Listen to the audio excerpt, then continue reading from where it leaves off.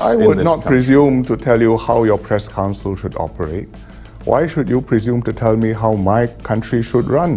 What happens when a Western journalist challenges one of Asia's longest-serving leaders on democracy, human rights and global politics, and gets a diplomatic yet pointed rebuttal?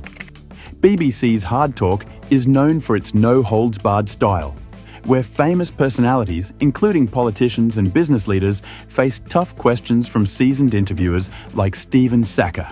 The TV program dives deep into controversial topics, often exposing inconsistencies or pushing guests into uncomfortable corners. In 2017, Singapore's then Prime Minister and now Senior Minister Hsien Loong stepped into that arena. Many expected him to be put on the defensive. Instead, Lee delivered a masterclass in soft power diplomacy. He turned pointed critiques into opportunities to explain Singapore's unique governance, pushing back on Western assumptions without ever losing his cool. In this documentary, we revisit the interview where Lee skillfully held his ground, responding with sharp wit to one of BBC's toughest interviewers, as Sackur challenged him on Singapore's relations with the US and China, and the city-state's domestic policies. Donald Trump is now President of the United States. He talks about protectionism. He talks about ripping up trade deals that have been bad for America.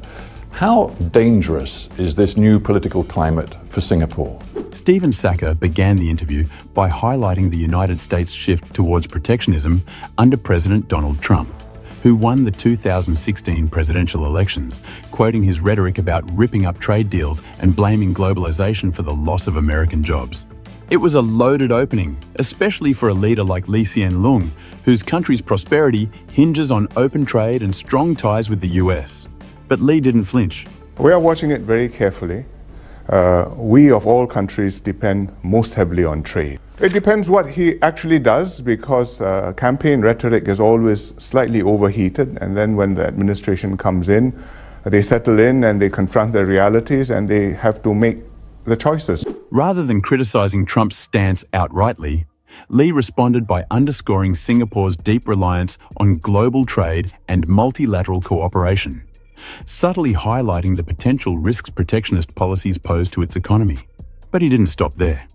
He astutely drew a distinction between campaign rhetoric and the realities of governance, suggesting that while Trump's words signaled a shift, it remained to be seen how much of it would translate into actual policy. We already know one key act that he has already taken, which is to walk America away from the Trans-Pacific Partnership, a deal which Singapore was very much a part of, and now the Americans want no part of it. Unable to corner Lee, Sackur doubled down by shifting the focus to the Trans-Pacific Partnership, an agreement the US had just withdrawn from under Trump, suggesting that the new administration's protectionist stance was more than just campaign talk. It was another delicate moment for Lee. The TPP, a trade deal involving 12 nations, wasn't just an economic agreement. It was also widely seen as a tool for counterbalancing China's growing influence in the region. A direct expression of disappointment with the US could have strained Singapore's relationship with a long-time partner, while appearing too neutral might signal weakness or inconsistency. Once again, Lee navigated this tightrope with characteristic finesse. Yes, we were disappointed by that because we all spent a long time negotiating it. Singapore particularly felt that it was important not just economically, because there's 40% of the world's GDP brought in the participants, but also strategically, because it deepened America's engagement in Asia and gave a rationale for America to take a close interest in Asia and try to make things work out well in Asia. By framing the US exit as both an economic loss and a missed strategic opportunity, Lee acknowledged the setback without turning it into a diplomatic confrontation. But he didn't dwell on frustration or indulge in criticism. Instead, he offered a broader perspective on the agreement's value, subtly reinforcing Singapore's long-term commitment to multilateralism while avoiding any harsh judgment of the new American administration. This wasn't just damage control, it was diplomatic recalibration. Lee managed to express concern, defend Singapore's interests, and maintain strong ties with Washington, all in a few carefully chosen sentences. Right now, I look at your relationship with Beijing, and it seems to me you've got some major problems, perhaps symbolized recently when the Chinese impounded for a short time some of your military vehicles because they'd been on exercise in Taiwan. How worried are you about your relationship with the Chinese? After failing to rattle Lee with questions about Singapore's alignment with America, Sackur turned his attention to China. The intent was evident. If Singapore wouldn't criticize Washington, perhaps its relationship with Beijing could be exposed as frail. Citing the temporary seizure of 9 Singapore military vehicles in Hong Kong in 2016, an incident loaded with political undertones due to Singapore's military exercises in Taiwan, Sackur painted the picture of a strained diplomatic relationship, suggesting mistrust between Singapore and China. But once again, Lee refused to be baited. It's a delicate matter for both sides, and I think both sides handled it carefully, and there has been a satisfactory outcome. Lee calmly described the incident as an issue that both sides handled delicately and resolved satisfactorily. He didn't downplay the complexity, but neither did he allow Sackur to inflate it into a diplomatic crisis. In doing so, Lee protected the integrity of Singapore's ties with China while reinforcing Singapore's consistent position. Principled, not provocative; firm, but not confrontational. To put it bluntly, the Chinese are furious about some policy decisions you've made, not least your decision to support the Court of Arbitration's backing of the Philippines in a dispute in the South China Seas. The Chinese feel that you are betraying a friendship. Sackur pressed further, this time suggesting that Singapore strained ties with Beijing by supposedly siding with the Philippines in the South China Sea dispute. But this was a clear overreach, and Lee was quick to set the record straight. No, I think you misparaphrased me, because I didn't strongly support the court's ruling. What I said was that the court had made a strong statement, and there's a difference. In Singapore's case, our interest is freedom of navigation, rule of international law, and also the cohesion of ASEAN and the relevance of ASEAN. This rebuttal revealed Sackur's misrepresentation. Lee hadn't taken sides. He had simply acknowledged the strength of the legal ruling, a subtle but significant distinction in the world of diplomacy. Singapore's real interests, Lee clarified, were not about choosing sides but ensuring freedom of navigation, adherence to international law, and ASEAN's cohesion. This is what Tim Farron, a leader of the Liberal Democrats in the UK, said. He said, if we're to seek a deal with Singapore, Theresa May, the Prime Minister, must raise issues of freedom of expression and freedom of the press in any trade talks with Singapore. How do you respond to that? At this point, the interview shifted gears. Sackur turned to one of the West's most familiar criticisms of Singapore, its perceived lack of press freedom and free speech. To frame the issue, he quoted a UK lawmaker who argued that any trade deal with Singapore should come with pressure on freedom of expression. I don't see you being restrained in asking me any questions.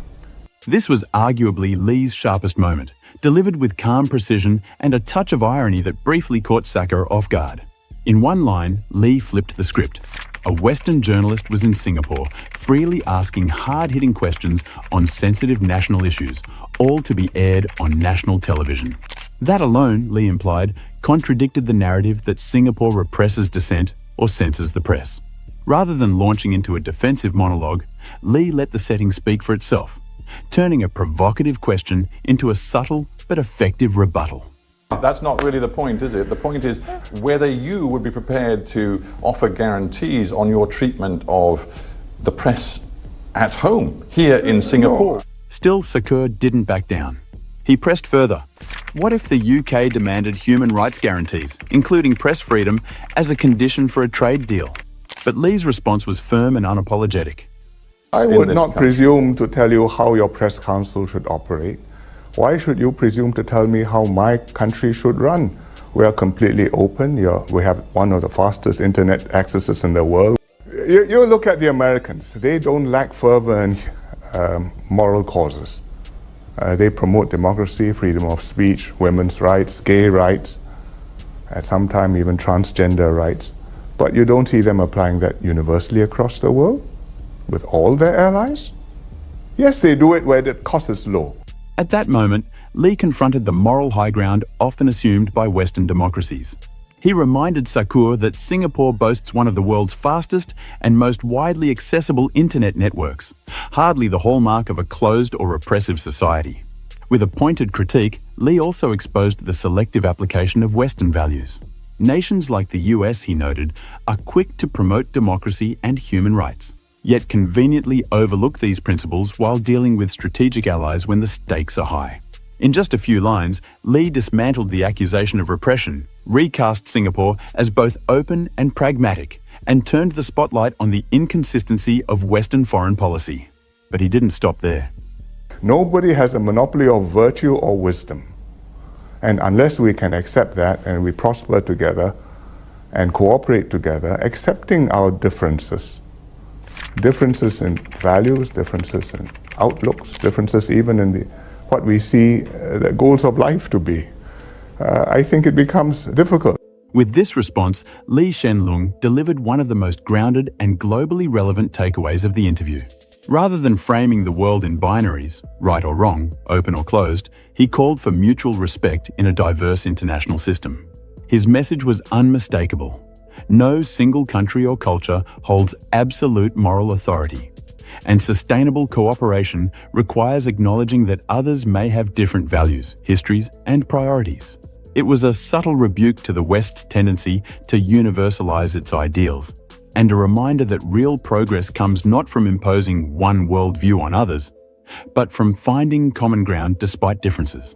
Most people in the West would say that for a really active, successful democracy, you need a powerful opposition that has the very real prospect of winning power, but you don't have that in this country. Sackur then pivoted to a recurring Western criticism, questioning the democratic nature of Singapore's political system. He referred to a familiar Western benchmark, measuring the health of a democracy by the strength and competitiveness of its opposition. The implication was clear. Because Singapore's ruling party, the PAP, has dominated since independence, its system falls short of true democratic standards. But this critique overlooks the unique political context in which Singapore operates. And Lee was quick to point this out. The population voted, they prefer PAP candidates to become members of parliament. They have confidence in the PAP to form their government and to govern them well. Just because the voters have voted for me and my party doesn't mean we're not open. Lee's response cut straight through the perception that political dominance automatically signals repression. He challenged the idea, common in Western discourse, that democracy is defined by a strong opposition presence.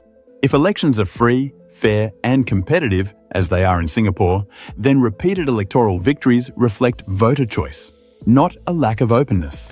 Political continuity in this case is a function of trust and performance, not coercion. By emphasizing this, Lee reframed Singapore's political stability as a democratic outcome, not a flaw.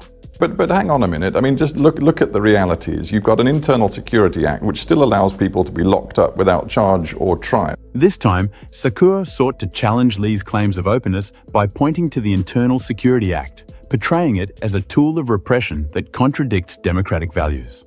But Lee responded without hesitation. The only people we have locked up in the recent decades have been terrorists and Islamist extremists. Lee's answer was clear. The law is used sparingly, mainly against those with links to terrorism. In a multiracial, multi-religious society like Singapore, situated in a region prone to extremism, national security isn't just policy, it's existential. While Western narratives often emphasize absolute freedoms, Singapore adopts a more pragmatic approach, safeguarding rights without compromising security.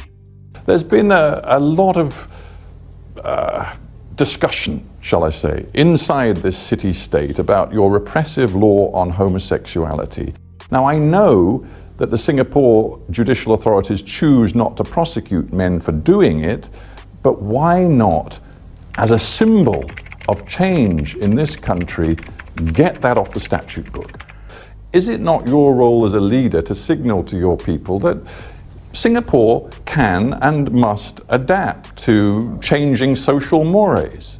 Having made little headway with the Internal Security Act, Sackur shifted focus to another contentious issue: Singapore's continued criminalisation of homosexual acts.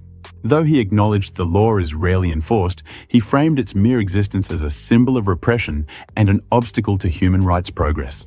Sackur's point was this: If Singapore aspires to be seen as a modern, inclusive society, the outdated laws should be removed, and its leaders should play an active role in steering societal attitudes to reflect evolving global norms. Yet Lee's response was surprisingly candid and pragmatic. But this is a society which is not that liberal on these matters. On social, moral issues, I think the government's role is not to lead. It's a law which is there. If I remove it, I will not remove the problem. Because if you look at what has happened in the West, I mean, in Britain, you decriminalized it in the 1960s. Your attitudes have changed a long way, but even now, gay marriage is contentious. In America, it's very contentious. Even in France, in Paris, they've had demonstrations in the streets against gay marriage. My personal view is that if I don't have a problem, this is an uneasy compromise. I'm prepared to live with it until social attitudes change. Lee neither defended the law nor championed its repeal. Instead, he described it as an uneasy compromise shaped by the prevailing social conservatism in Singapore, rather than by any ideological stance from the government. Its continued presence, he implied, wasn't about repression, but about respecting societal norms at the time.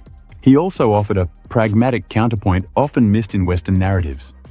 Debates over same-sex marriage and LGBTQ rights remain divisive even in liberal societies. Lee cited ongoing controversies in countries like the US and France, where legal progress hasn't always translated into broad public acceptance.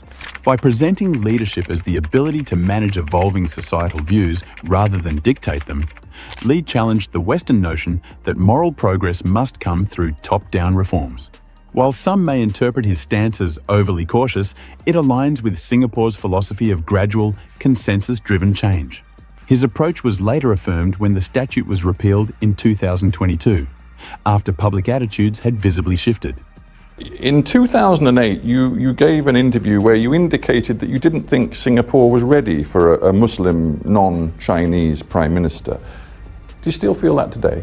I mean, put it this way, one of your deputies, so one can assume a man that you believe to be qualified to be PM if it should arise, is Tharman Shanmugaratnam. He told me that he didn't believe he would ever be PM of Singapore, and polls suggest that most Singaporeans see him as the man best qualified to be the next PM. Perhaps it's time to reassess.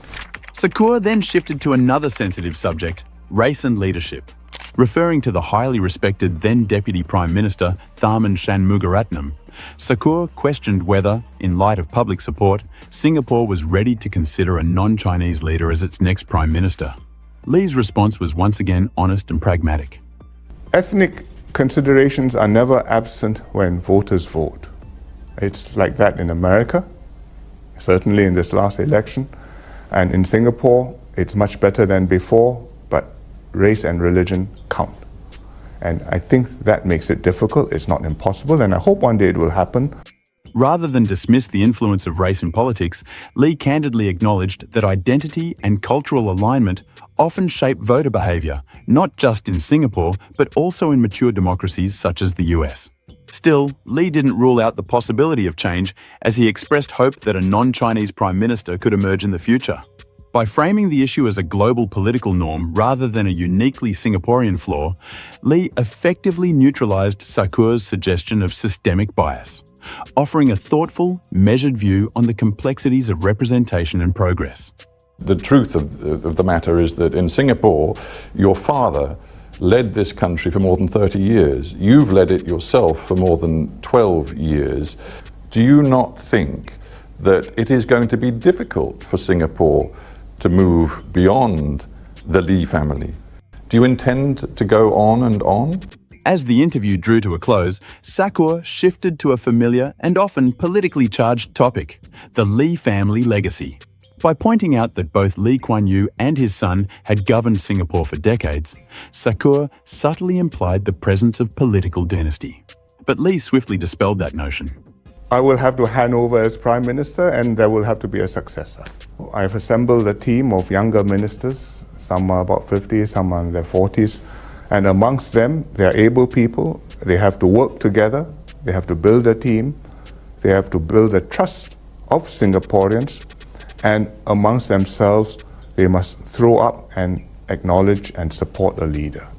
Rather than entertain the insinuation, Lee reaffirmed his intention to step down and emphasised that the process of preparing for leadership succession was already well underway, as he had repeatedly made clear in the past. But perhaps the most revealing part of the exchange came when Sackur presumed how the next Prime Minister would be appointed. Will you pick that leader? Lee didn't let the phrasing go unchallenged. His response cut through any notion of top-down control. I cannot pick that leader. They have to decide whom they are going to work for. This was arguably the most important moment in the exchange. With it, Lee dismantled any suggestion of grooming a chosen heir. Instead, he emphasised that legitimacy must come from collective support within the leadership team, not familial lineage or personal choice.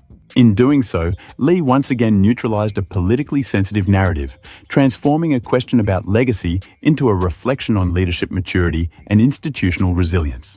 Lee's remarks were later validated when Lawrence Wong, unrelated to the Lee family, was selected by his peers, without Lee's involvement, and eventually became Prime Minister in 2024. This affirmed that Singapore's leadership transition rests on institutional consensus, not personal ties, demonstrating a system built on stability, merit, and collective trust rather than entitlement. This interview wasn't just a conversation, it was a sparring match of ideologies. Sackur brought sharp questions and Western assumptions, and Hsien responded with measured clarity, turning a tough grilling into a showcase of diplomatic finesse. But Lee wasn't the only one. In 2015, Sackur also interviewed then Deputy Prime Minister Tharman Shanmugaratnam. Curious how Tharman held his own? Watch this video to find out.